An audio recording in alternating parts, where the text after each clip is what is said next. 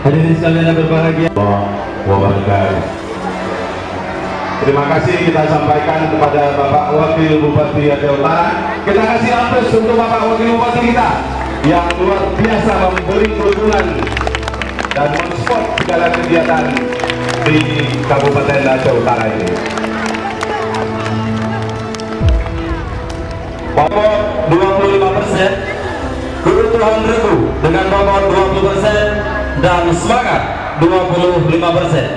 Setelah mengingat, menimbang, memutuskan dan menetapkan, maka Dewan Juri memutuskan untuk juara kategori tingkat SD dan madrasah ibtidaiyah. Untuk juara ketiga jatuh kepada SD Negeri 2 Luk Sukun.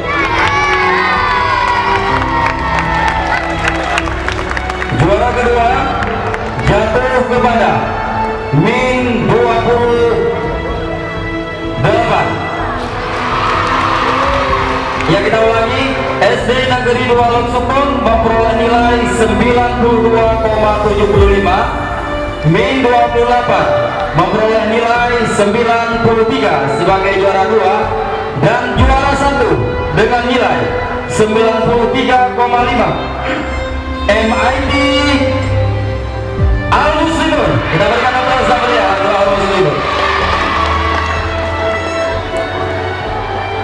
Untuk kategori tingkat SMP Negeri 1 Tuna Timur, kemudian nomor 446 dipersilakan.